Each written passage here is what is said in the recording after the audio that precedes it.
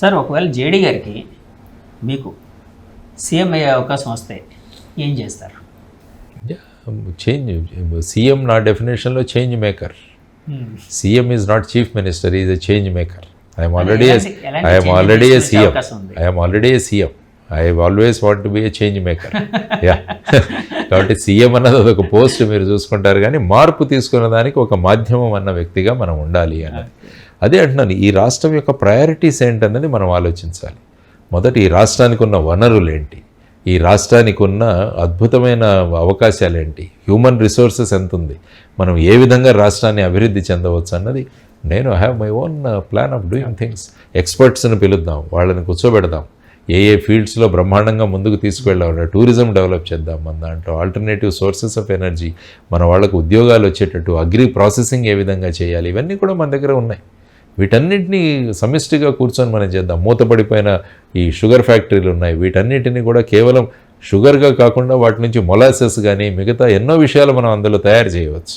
కాబట్టి ముఖ్యంగా ఇతర దేశాలు ఏ విధంగా చేస్తున్నాయి, ఫర్ ఎగ్జాంపుల్ వియత్నాం లాంటి దేశం ఫుడ్ ప్రాసెసింగ్లో ఎంత ముందుకు వెళ్ళిందో చూడండి.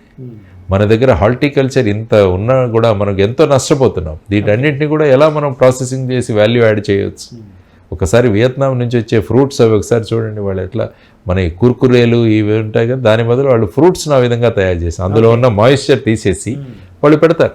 కాబట్టి మీరు సంవత్సరం పొడుగునా మీరు పిల్లలు ఆ విధంగా ఫ్రూట్ ఎంజాయ్ చేయొచ్చు. ఇలాంటివన్నీ మనం తీసుకురావచ్చు, చాలా అవకాశాలు ఉన్నాయి. హెల్దీ కూడా అది. ఇవన్నీ కూడా జంక్ ఫుడ్, ఇవన్నీ ప్రాసెస్డ్ ఫుడ్ కాకుండా మన న్యాచురల్గా ఉన్న మన ఫ్రూట్స్ని మనం అందిద్దాం. ఇలా చేసుకోవడానికి చాలా ఉన్నాయి. గ్రామీణ ప్రాంతాల్లో మనం కనుక ఈ పరిశ్రమలు తీసుకురాగలిగితే పట్టణ ప్రాంతాలకు మైగ్రేషన్ కూడా తగ్గిపోతుంది. ఇప్పుడు చూడండి, పట్టణ ప్రాంతాలు చూస్తున్నాం, అరగంట వర్షం పడితే మొత్తం జలాశయంలాగా మారిపోతుంది. దానికి ప్రధానమైన కారణం వలసలు, దాని మీద ప్రెషరు. కాబట్టి అక్కడ ఉన్న చెరువులు కానీ డ్రైనేజీలు కానీ వీటిలన్నిటి మీద అతిక్రమణలు, వీటన్నిటి వల్ల ఏమవుతుంది, ఇప్పుడు చూసాం మనం దుబాయ్లో ఏమైంది, ఒక సంవత్సరం వర్షం అంతా ఒక రోజు పడింది. ఇప్పుడు మనం హైదరాబాద్లో ఒక రోజు వర్షం కొడితే చూడండి మొత్తం స్విమ్మింగ్ పూల్లా తయారవుతుంది. దానికి ప్రధానమైన కారణం ఎన్క్రోచ్మెంట్స్.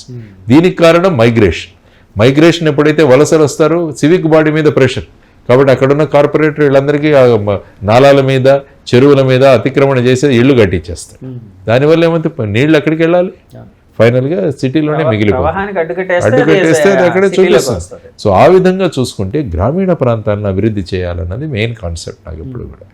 విలేజెస్ అని నేను ఎప్పుడు ఎందుకు అంటుంటానంటే, భారతదేశం ఇప్పటికీ కూడా గ్రామీణ ప్రాధాన్యమైన ప్రాంతం. గ్రామీణ ప్రాంతాలు చాలా ముఖ్యం. మనం ఎప్పుడు కూడా స్మార్ట్ సిటీలు అంటుంటాం, ఐ వాంట్ స్మార్ట్ విలేజెస్ తీసుకురావాలి. పూరా కాన్సెప్ట్ తీసుకురావాలి, మా గురువు గారు అబ్దుల్ కలాం గారి కాన్సెప్ట్.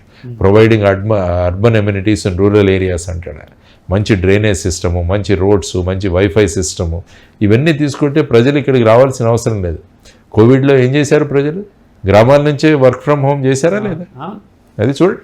అవన్నీ మన ఉదాహరణ చేసుకున్నారు, హాయిగా ఏసీ కూడా అవసరం లేదు, అమ్మ నాన్నలతో కూర్చున్నారు అందరూ కూడా. ఇప్పుడు చూడండి, నేను విశాఖపట్నం నార్త్లో క్యాంపెయినింగ్ చేసేటప్పుడు ఎన్నో ఇళ్లలో ఇద్దరు పెద్దవాళ్ళు, పిల్లలంతా అమెరికాలో ఉండిపోయారు.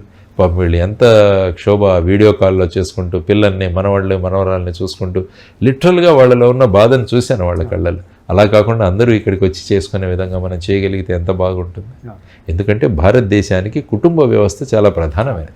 ఆ కుటుంబ వ్యవస్థను మనం బలోపేతం చేయాలి. భారతదేశానికి ఒక రికగ్నిషన్ వరల్డ్ వైడ్ గా రావడానికి కుటుంబ వ్యవస్థ, భారతదేశ కుటుంబ వ్యవస్థ మొత్తం ప్రపంచంలోనే అది ప్రసిద్ధి పొందిన దాన్ని మనం కాపాడుకోగలగాలి. అది కాపాడుకోవాలంటే మనకు ఆయువు పట్టైన గ్రామాలను అభివృద్ధి చేయాలి. అంటే గ్రామాల్లో మనం అభివృద్ధి చేసి గర్వంగా గ్రామాల్లో ఉండేటట్టు చేయాలి. ఇప్పుడు గ్రామాల్లో ఉండడానికి యువత ఇష్టపడడం లేదు.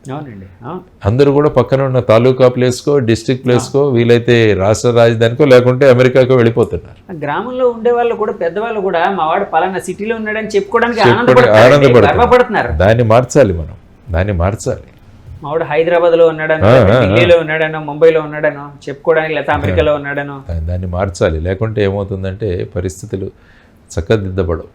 సిటీలన్నీ కూడా వీటిని అకామిడేట్ చేయలేవు. దానివల్ల మళ్ళీ రేపే మనం దాని యొక్క ఫైనల్గా మనమే అనుభవించాల్సి వస్తుంది. విరుగుట కొరకే అవుతుంది. కాబట్టి ఏది అక్కడ ఆ విధంగా జరగాలి. ఏ పని జరగాల్సింది అక్కడే జరగాలి. ఓకే. దానికోసం అందరం కలిసి పనిచేయాలన్నది నా కాన్సెప్ట్. సో ఈ ప్రపోజల్స్ అన్ని ప్రభుత్వం దృష్టికి వెళ్ళాలి, Definitely గా పాలకుల తీసుకెళ్తాం. దృష్టికి వెళ్ళాలి, నాయకుల దృష్టికి వెళ్ళాలి. వాళ్ళు ఒక మార్పు రావాలని మనస్ఫూర్తిగా ఆశిస్తూ ఒక మంచి అద్భుతమైన ఆంధ్రప్రదేశ్ని ఎస్, మీరు కళ్ళగన్న ఆంధ్రప్రదేశ్ రేపు పొద్దున్న రావాలని మనస్ఫూర్తిగా కోరుకుంటున్నామండి. Definitely. Thank you very much Thank sir, you, చాలా Jay. సుదీర్ఘంగా Yeah, yeah. టైం ఇచ్చారు.